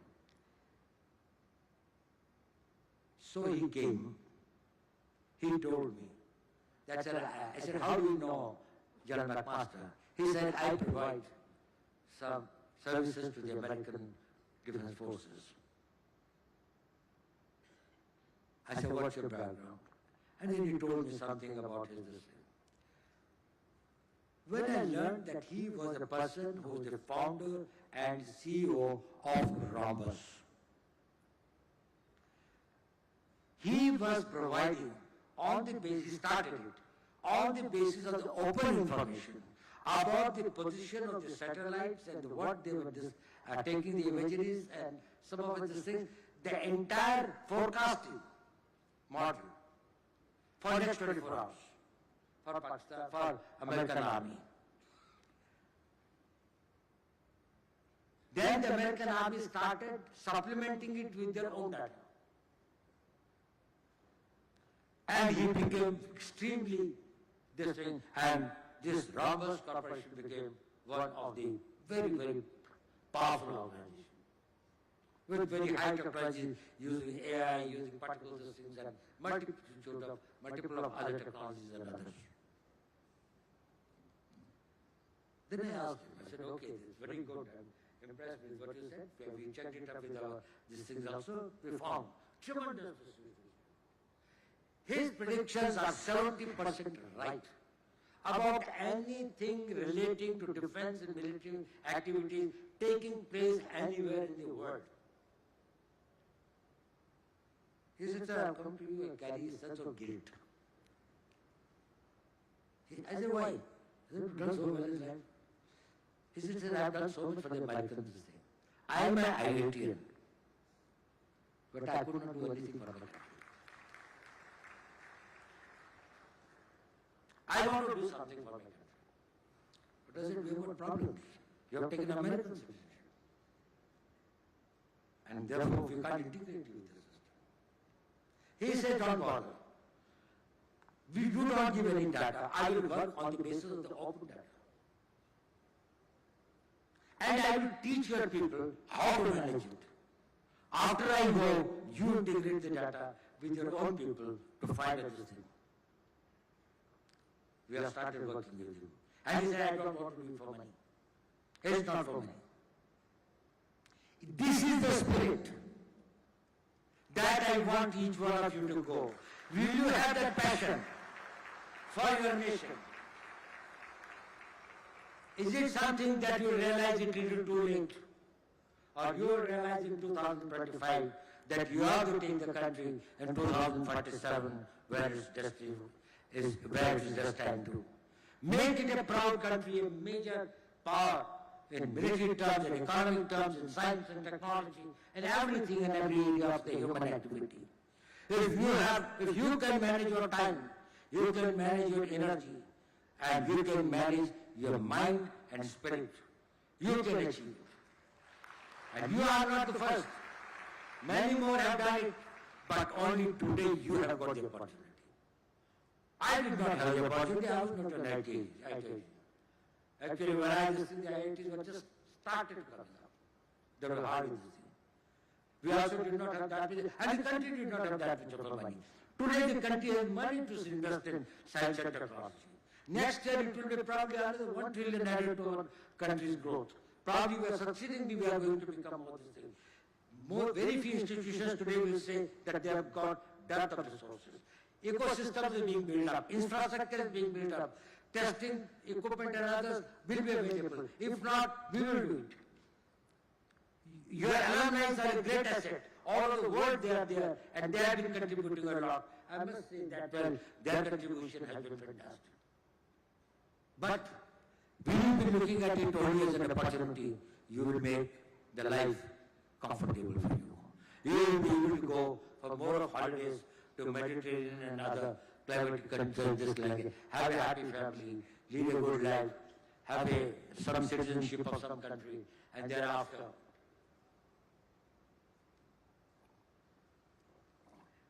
you can call that life successful. I will tell you one small incident before I conclude. During the Second World War, in the concentration camps, there were many Jews who were kept there. One of them was a psychiatrist, and a very well from Austria, whom Hitler had this thing and others. When he started looking at the Jewish shifted, he started feeling the people coming to concentration camps, many of them were punishing, some in 3 months, some in 5 months, some in 6 months. But this man, since he was this thing and there was certain thing against him, he was kept for a very long time, almost the whole duration of the war, about 4.5 years, about 4 years. And was shifted from one concentration camp to another concentration camp of the Jews and others. He found hundreds of Jews, rather thousands of Jews dying. But when he stayed, his son survived. And he started taking notes. He said he wrote a book after coming out. Then an old lady of 74 or 75. She said, I don't know when the war will be over, but I have to go back home. He said, why? He said, they brought me and my son and my daughter-in-law. But my granddaughter, about 4 years is left behind. I have to go back to get her. And groom her, train her, whatever is that, bring her up and all these things. I feel very restless. I want the war to be over. She survived. Then, few years after the war, he met this old woman on the street with a teenager girl. He said, "How are you?" She said, "Fine." He said, "This is my granddaughter." She found this old lady was now healthier, looking better than others. So he wrote a book, which became one of the bestsellers, and also in psychology, it's one of the game-changing contribution. His name was Viktor Frankl. He said, the name of his book was, I think it was, whose life has a meaning, only they survive. You are useless when your life loses its meaning. You may be a billionaire or you may be a pauper, it doesn't matter. As long as there is a meaning, you will survive. You live to achieve something. If you have nothing to achieve, if you have nothing to, you can't play this thing after the match is over. If there is no goal post, where is this thing of my skills? You give me a goal post. Even after death I will come out. Your willpower, your spiritual power takes you out. This institution gives you the meaning. Your energy gives you the meaning. Your circumstances of this thing give you meaning. This nation gives you this thing. If you dedicate yourself for next 22 years, say, this is the meaning of my life is, I will place my country in that orbit, that where we can really be proud, and our ancestors can be proud. My dear friends, this is a very small message that I have come here with you. I am over 80, I have lived my life. But I know this country has got a very great future. But there is a spectre, and that is you. Do your best and give your best. I wish you my best wishes.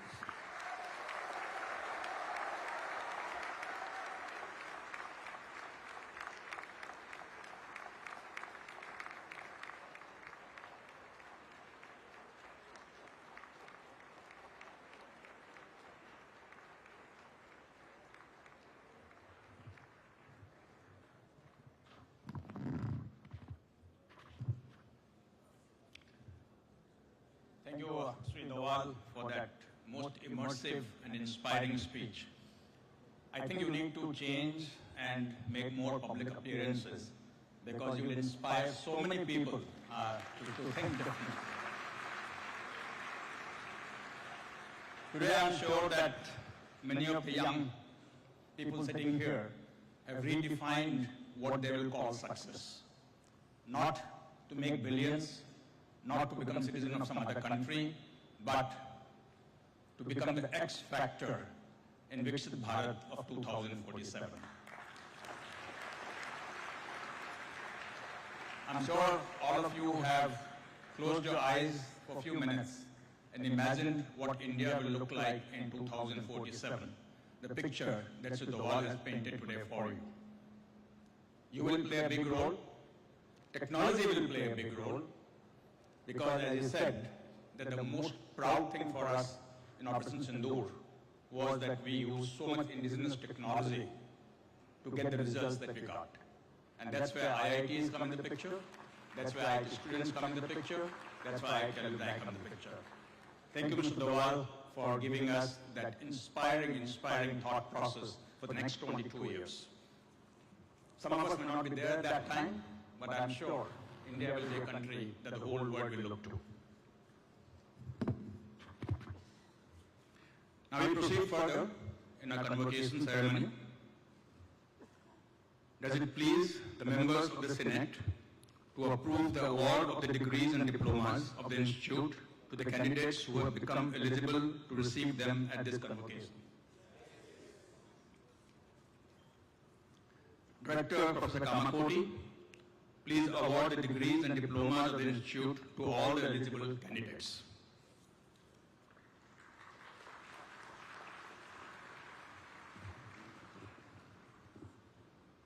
Madam Registrar, please propose the number of candidates who have become eligible for the award of the various degrees, diplomas of the Institute at this convocation.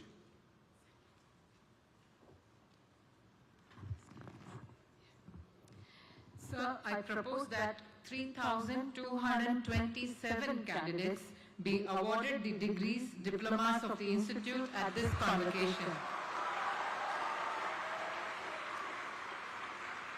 I also propose that 2,419 candidates be awarded the degrees and diploma in person in the departmental degree distribution program and the rest in absentia.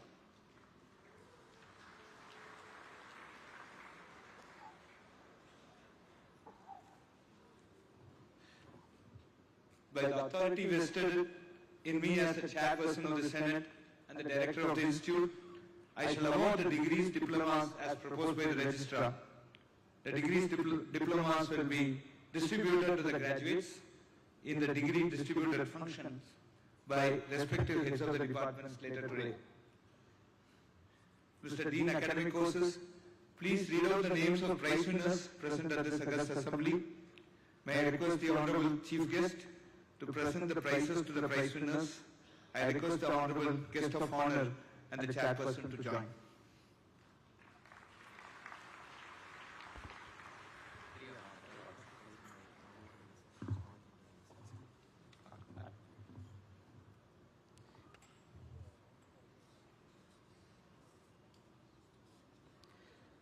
Vanakkam.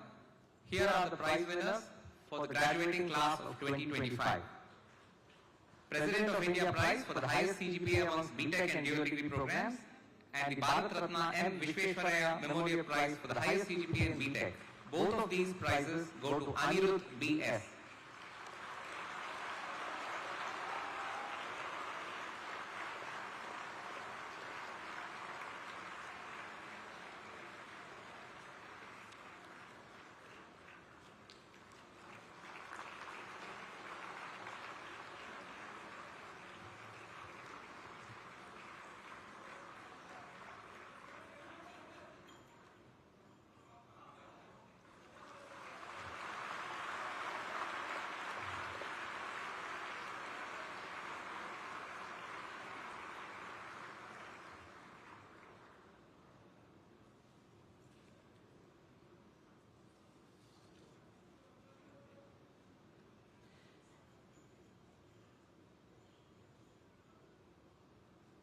Institute Merit Prize for the student with the highest CGPA in dual degree, BTech and MTech program goes to Anish Anand Pofle.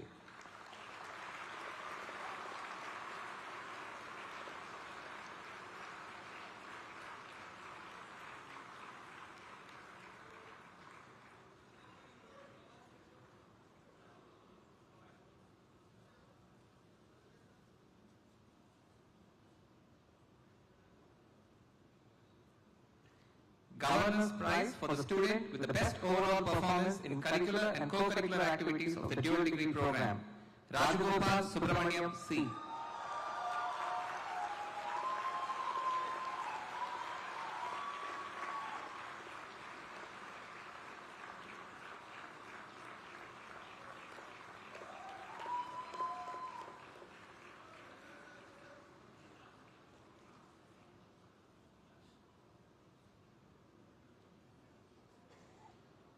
Best PhD thesis in the Department of Aerospace Engineering, Vivek Anand.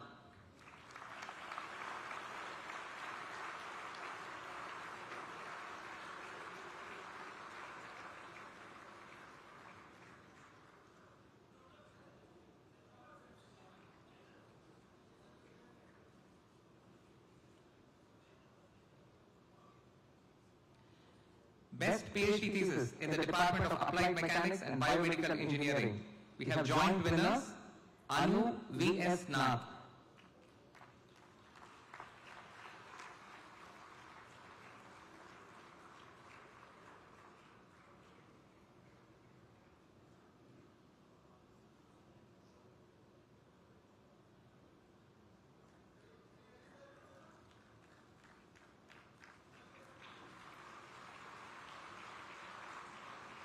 And Samana P.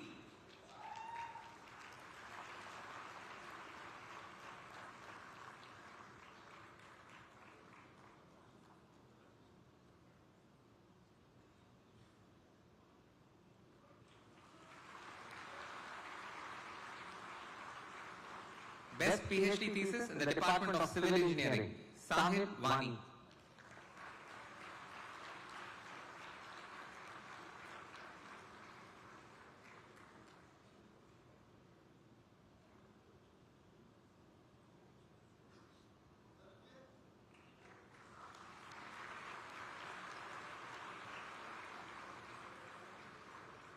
Best PhD thesis in the Department of Chemical Engineering, Baliwala Kusum Kumar.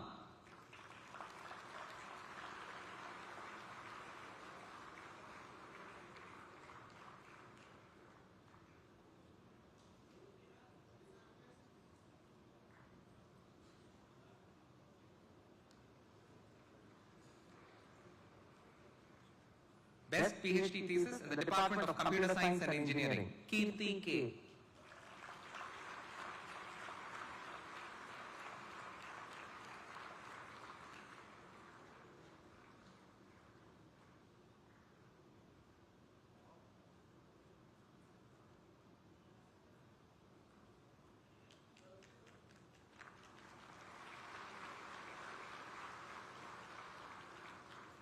Best PhD thesis in the Department of Chemistry, Sachin Prabha P.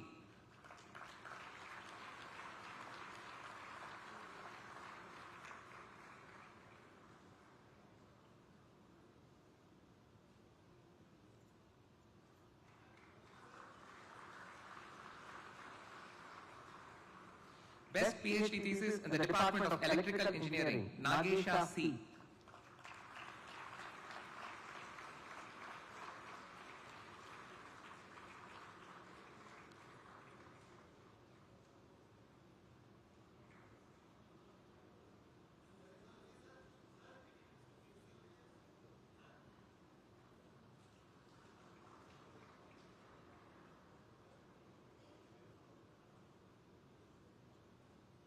Best PhD thesis in the Department of Mathematics, Rabita V.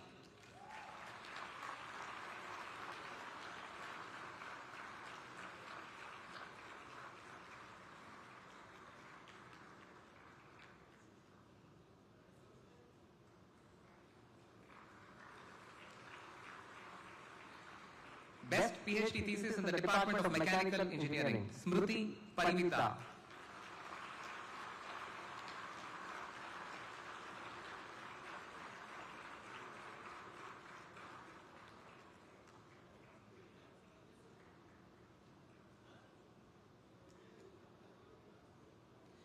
Best PhD thesis in the Department of Metallurgical and Materials Engineering, Swati Suman.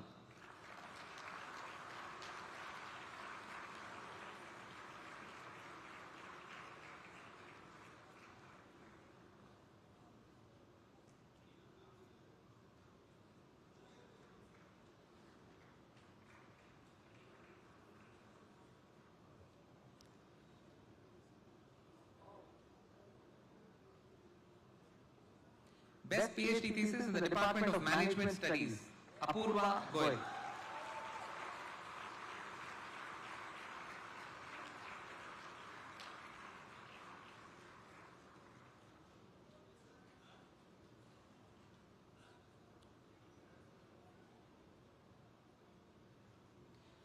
Best PhD thesis in the Department of Ocean Engineering, Yedula Hemant Kumar.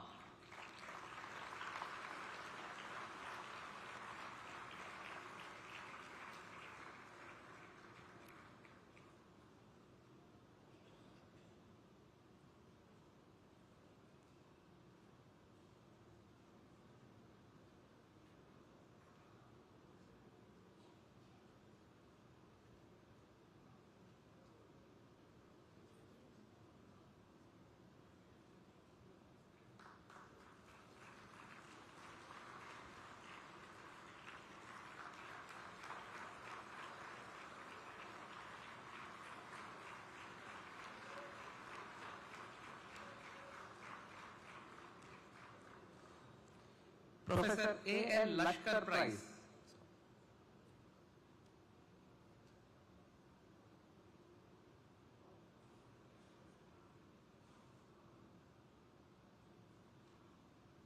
Professor A.L. Lashkar Prize for the Scholar of the Best PhD Thesis in Physics, Hari K.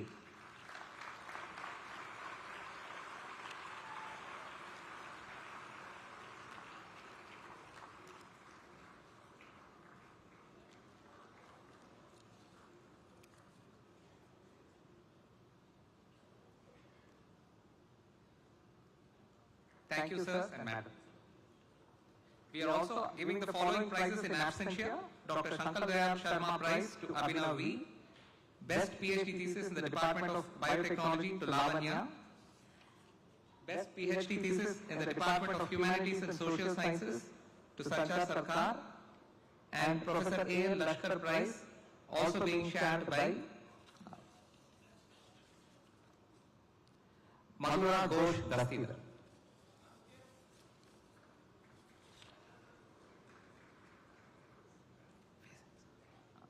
I now request the Honorable Guest of Honor, Dr. Padma Subramaniam ji, to present the seat allotment letter to the students admitted to the BTech program of IIT Madras through the Fine Arts and Culture Excellence Phase Admission Program. I call on stage Puturi Ratnakar, who is a Carnatic vocal musician and a violinist.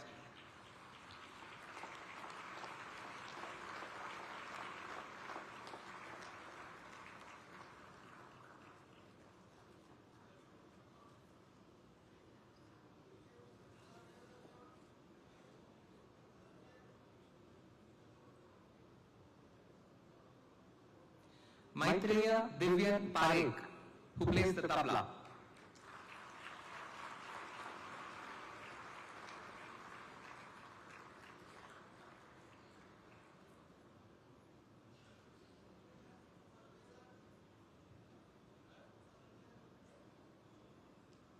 Nandan Kanashyam, who is a painter.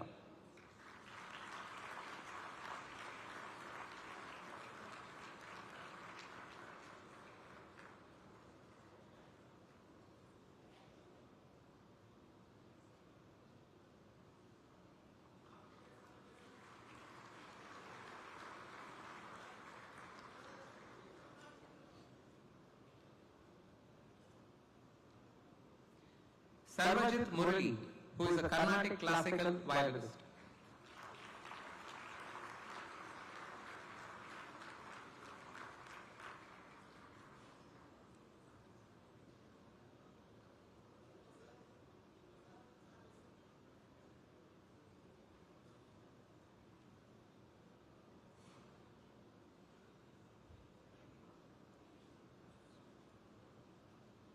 Thank you, sirs and madam.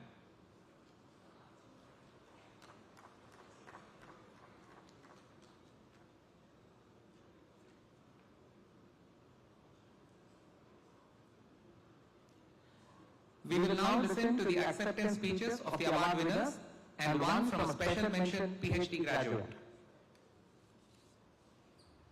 Good morning to everyone present here, the chief guest, guest of honor, the chairman, board of governors, the director, members of the Senate, faculty members, proud parents, and my fellow graduating class of 2025.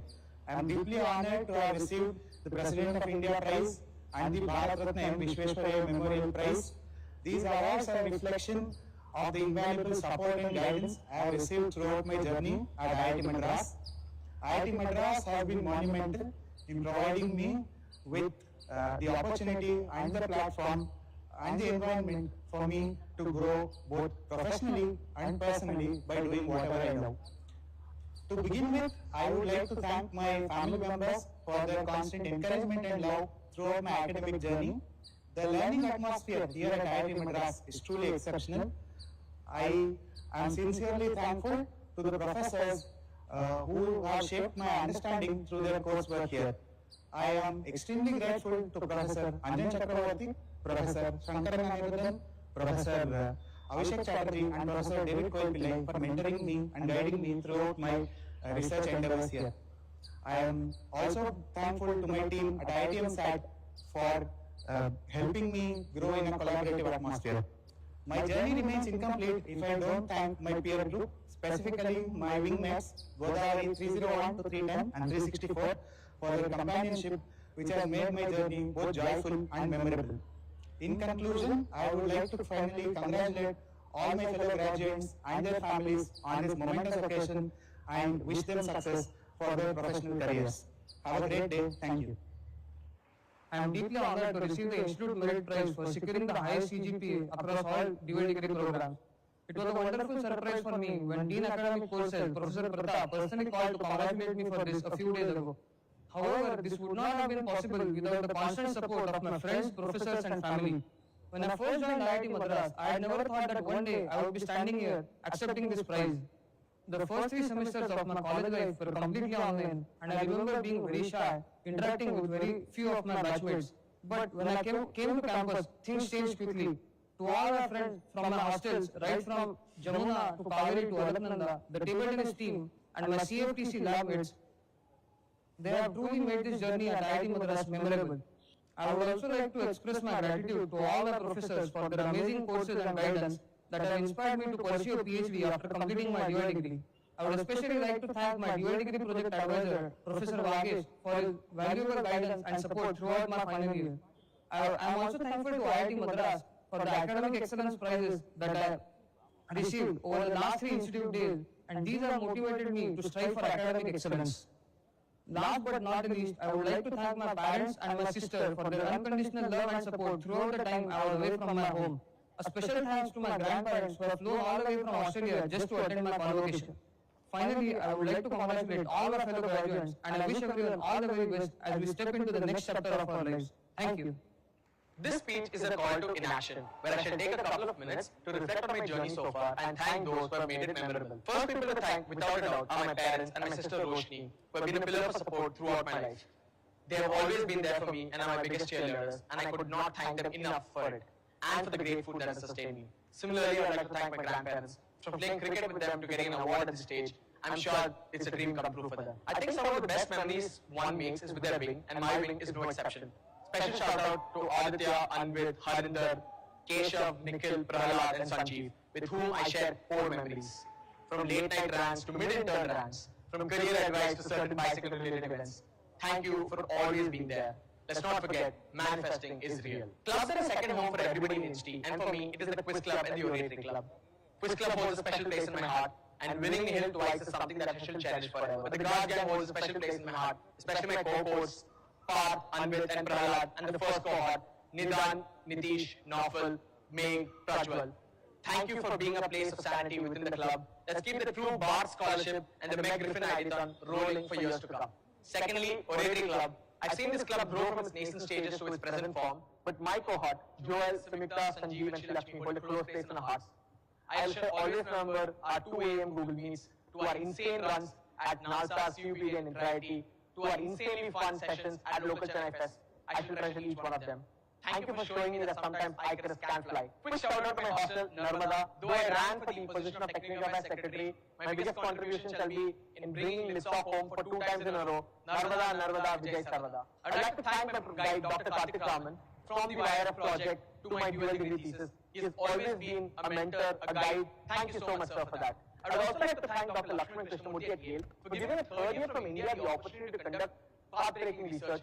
I would be remiss if I did not thank the institute for where I am today. On my orientation day, we were told IITM is a land of opportunities. It's up to you to grab them. I'd like to thank my directors, Dr. Bhaskar Ramamurthy and Dr. Kamakoti, for creating an environment where one can pursue excellence in whatever they want. I would also like to thank my departments, Biotechnology and DSAI, for ensuring that whether I needed guidance or resources, I always got them. Last but not least, I would like to thank God for always being there with me. They say no man is an island, and I sure would not be where I am today without the support of everybody I mentioned and did not mention today. Thank you so much for all your contributions that allowed me to receive the Governor's Prize for the year 2025. I am extremely honored by this award, and I shall cherish this for the rest of my life. Thank you to the Institute once again. Namaste. I am so blessed to be here in this extraordinary gathering of winners at the best institution of higher education in the country. I am here as the first woman with a 90% disability to ever complete a PhD in any of the IITs in their illustrious history. This is possible today. This barrier has been broken because IIT chose to see my ability instead of my disability, and also because several assistive technologies are available now, like speech activation software, that really make the playing field even for us.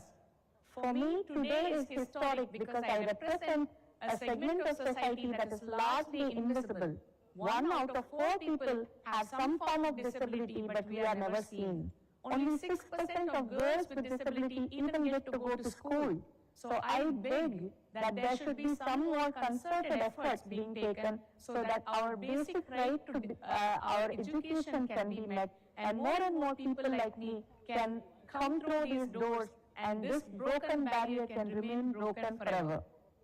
I was a state-level cricketer and swimmer, and when I completed high school, I was at the top 2 percentile of the entire US population, but then I chose to come back to India. Then an accident left me paralyzed below the neck because of a spinal cord injury. I was shocked and broken, but I kept fighting.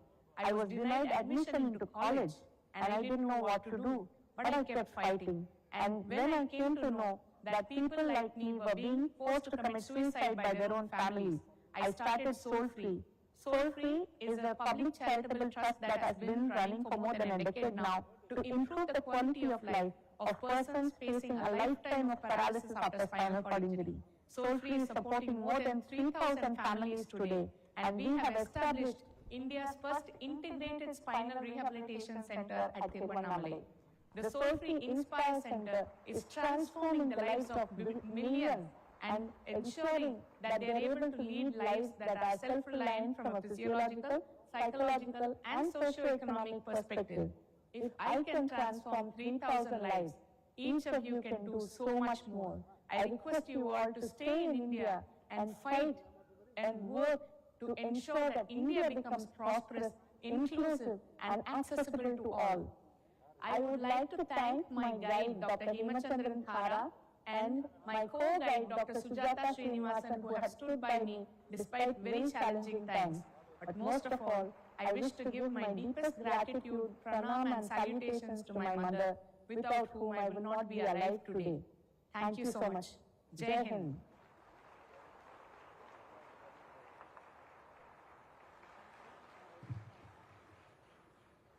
Graduates of the year, I charge you that in thought, word and deed, you will ever maintain the purity, dignity and integrity of your profession and honor of our institute. Graduates of the year, please take the pledge.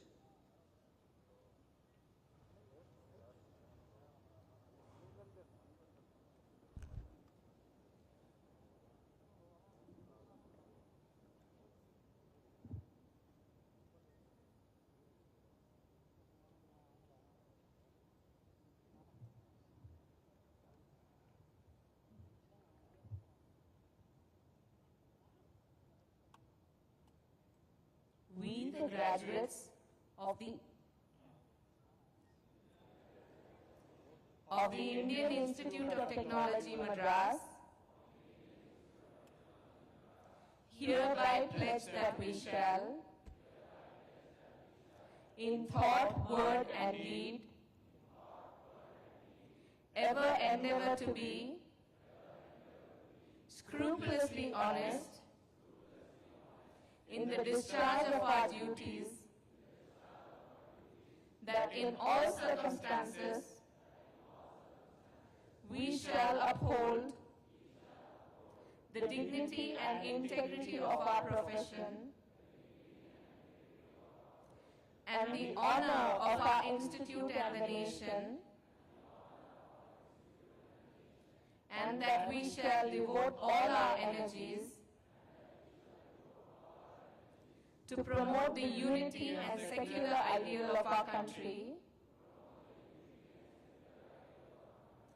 and utilize our knowledge in the service of our nation and society. Sahana bhavatu, sahanau bhunaktu, sahaviryam karavavahai,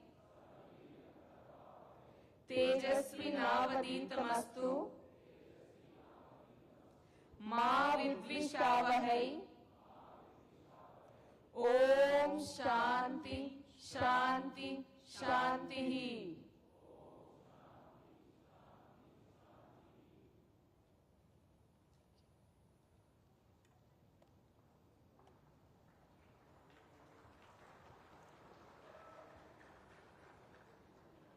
On behalf of all those assembled here, I request the Director to give a memento to the Chief Guest and the Guest of Honor.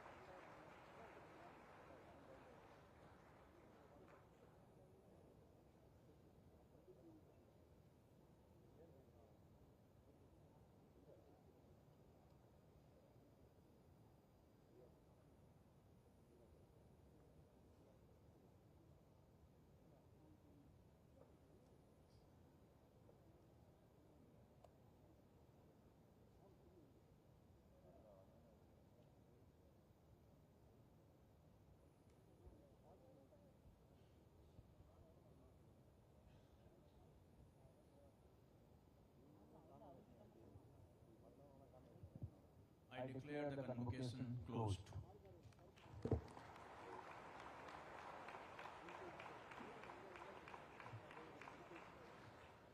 I now request everyone to please rise up for the national anthem.